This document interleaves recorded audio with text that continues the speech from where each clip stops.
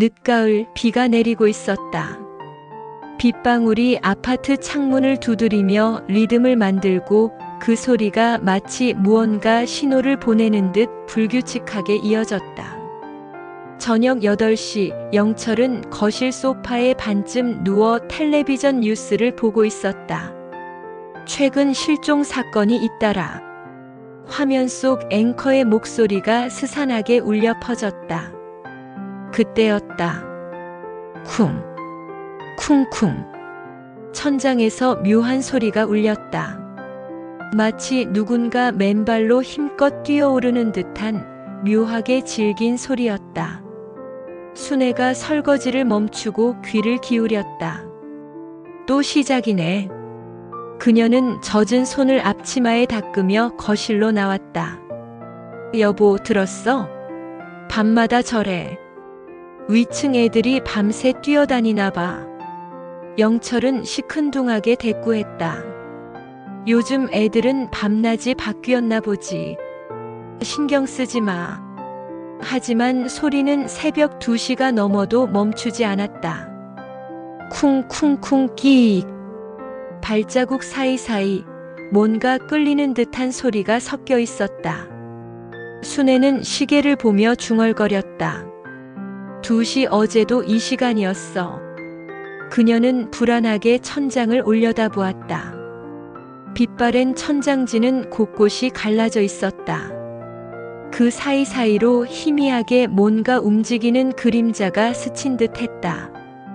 다음 날 오전 관리사무소. 층간소음이 너무 심해요. 밤마다 잠을 못 자요. 윗집 좀 얘기 좀 해주세요. 순애는 얼굴이 창백해진 채 말했다. 관리소장이 컴퓨터를 확인하더니 고개를 들었다.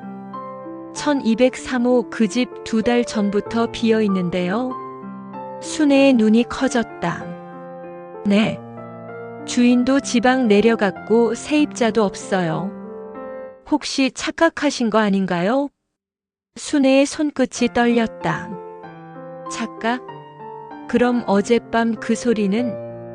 그날 저녁 영철 내 거실은 묘한 긴장감으로 가득 차 있었다.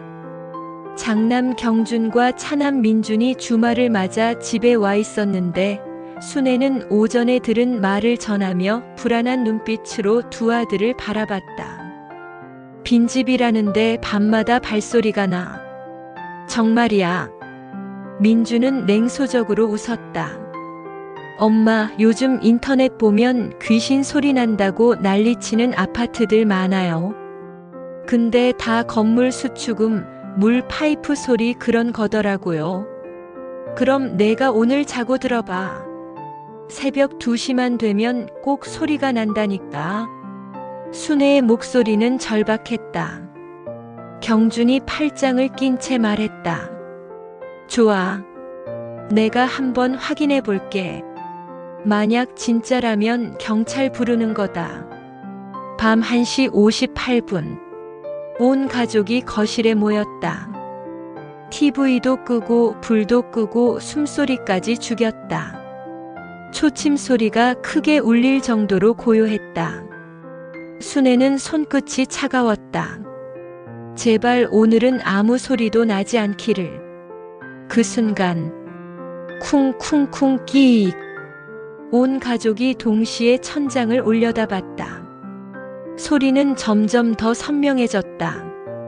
아이 발걸음 같기도 무언가를 끌고 가는 것 같기도 했다. 순애가 손으로 입을 막았다. 경준이 이를 악물며 자리에서 일어났다. 시발 진짜네. 나 올라간다. 위층 1203호 앞. 낡은 현관문 앞에 경준과 민준이 섰다. 문틈으로 차가운 바람이 흘러나왔다. 안에서는 희미하게 딱딱딱 못질하는 소리가 들렸다. 민준이 속삭였다. 들려? 못질하는 소리야. 이게 어떻게 빈집이냐? 경준이 주먹으로 문을 세차게 두드렸다. 누구 있어요? 문 열어보세요. 대답은 없었다. 관리소장이 열쇠를 들고 왔다. 진짜 사람이 있는 건가? 철컥 문이 열렸다. 텅 빈 거실이 드러났다. 가구 하나 없는 먼지 쌓인 공간. 그 한가운데 작은 빨간 운동화 한 켤레가 놓여 있었다. 민준이 손전등을 켰다. 뭐야 이건? 운동화는 진흙으로 더럽혀져 있었고 작은 발자국이 거실 한쪽으로 이어져 있었다. 발자국은 벽 앞에서 멈추지 않았다. 경준이 낮게 말했다. 봐. 발자국이 천장으로 이어져 있어.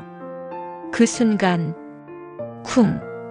천장에서 엄청난 소리가 울리고 하얀 석고 가루가 쏟아졌다. 천장 속 어둠 속에서 무언가가 숨쉬고 있었다. 세 사람은 비명을 지르며 아래층으로 내려왔다. 하지만 소리는 더 격렬해졌다. 쿵쿵쿵쿵쿵. 수십 명이 뛰어다니는 듯한 굉음. 아이의 웃음소리까지 섞여 있었다. 순애는 울먹이며 외쳤다.